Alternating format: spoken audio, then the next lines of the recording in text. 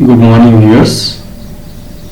This is Kiran Kumar Velvuna, Assistant Professor in Physics, Sri Rajarajeshwara Government Degree and PG College, Karimnagar.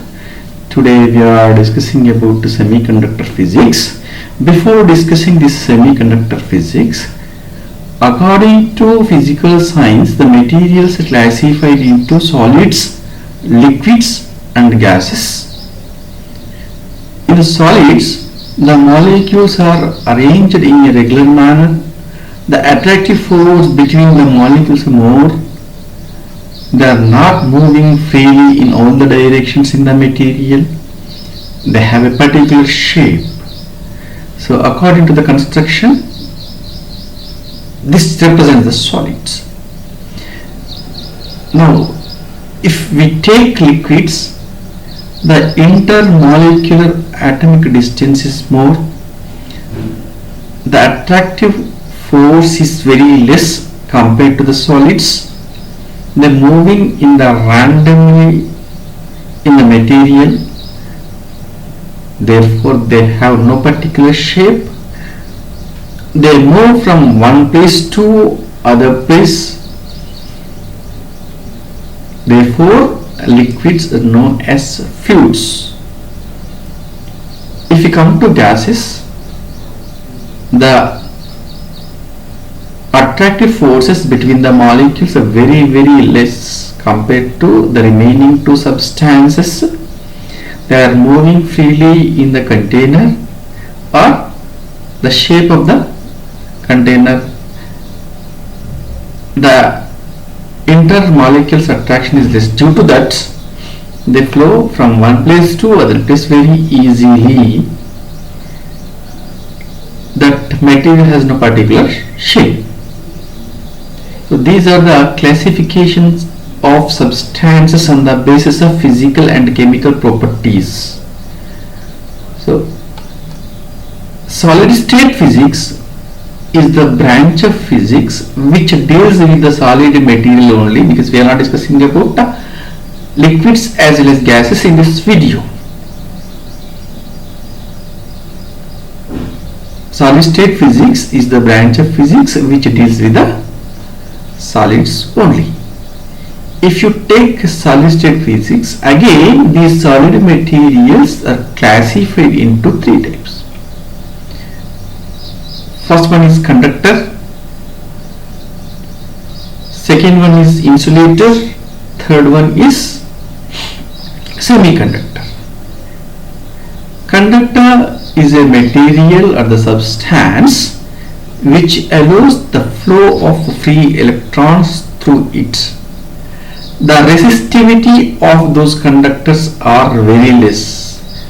The resistivity is nothing but the resistance per unit length per unit area is known as resistivity, and the conductivity is more. The examples of these conductors are almost all metals are conductors. Similarly, if you take insulators, in the insulator the material which doesn't allow the flow of electrons through the material, then that substance or material is known as an insulator. The resistivity of the insulator is more. The examples are wooden, plastic, rubber, etc. Similarly, if you come to semiconductor, semiconductor is nothing but semi represents partial.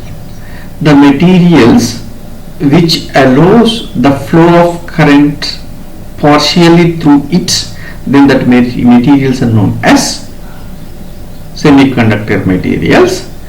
Germanium and silicon are the examples of semiconductor materials. Similarly, the same conductor, insulator and semiconductor materials can be explained on the basis of band theory of solids in the semiconductor physics. But actually, what is band? The band is nothing but a strip. The arrangement of the electrons are in the form of a strip. That strip is known as a band. So how the bond is forming in the material? When two atoms or molecules very close to each other. Suppose if you take a material consists of a molecule consists of atoms. Suppose if you take any material,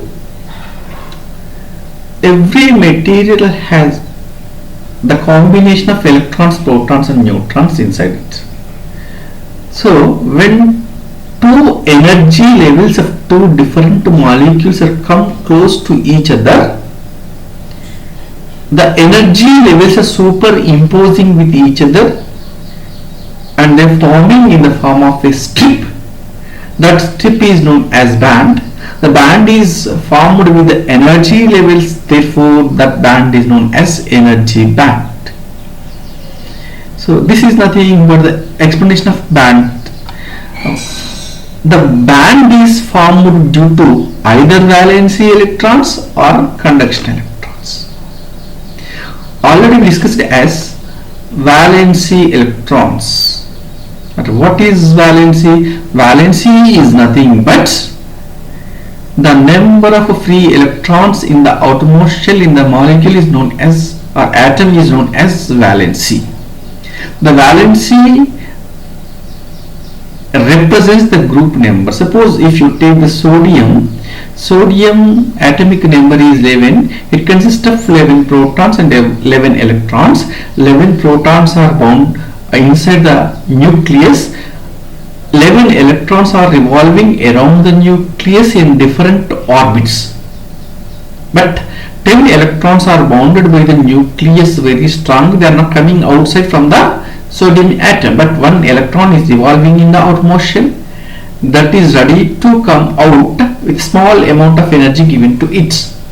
So this one electron is treated as valency electron in the case of sodium atom. It is in outermost shell.